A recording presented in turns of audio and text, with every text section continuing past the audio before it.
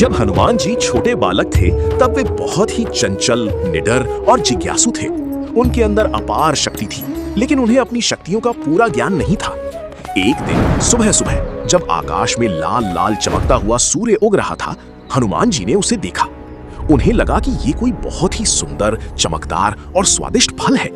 उन्होंने मन ही मन सोचा, वाह कितना सुंदर फल है, इसे तो मुझे जरूर खाना चाहिए। इतना सोचते ही हनुमान जी ने बिना देर किए एक लंबी छलांग लगाई और सीधे आकाश की ओर उड़ चले। उनकी गति इतनी तेज थी कि वे बादलों को पार करते हुए सीधे सूर्य के पास पहुंचने लगे। देवता और ऋषि मुनि ये अद्भुत दृश्य देखकर हैरान रह गए। उसी समय राहु सूर्य को ग्रहण लगाने जा रहा था, लेकिन जब उसने देखा कि कोई बालक पहले ही सूर्य की ओर बढ़ रहा है तो वो डर गया और तुरंत इंद्रदेव के पास जाकर बोला, देवेंद्र, कोई अद्भुत बालक सूर्य को निगलने जा रहा है। इंद्रदेव ने ये सुनते ही चिंता में आकर अपने वज्र, बिजली के अस्त्र से हनुमान जी पर प्रहार कर दिया। वज्र लगते ही हनुमान जी बेहोश होकर धरती की ओर गिर पड़े। इस प्रहार से उनकी ठोड़ी हनु पर चोट लगी। इसी कारण आगे चलकर उनका नाम हनुमान पड़ा।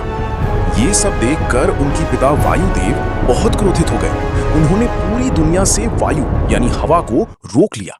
जैसे ही हवा बंद हुई, पृथ्वी पर हाहाकार मच गया। लोग, पशु, पक्षी सभी सांस के लिए तड़पने लगे। देवताओं को भी संकट का एहसास हुआ। तब सभी देवता मिलकर वायुदेव को शांत करने पहुंचे। उन्होंने हनुमान जी को फिर से जीवित और स्वस्थ किया और उन्हें कई दिव्य वरदान दिए। अपार शक्ति और बल, बुद्धि और ज्ञान, इच्छानुसार रूप बदलने की क्षमता, किसी भी बाधा को पार करने की ताकत, दीर्घायु और सुरक्षा।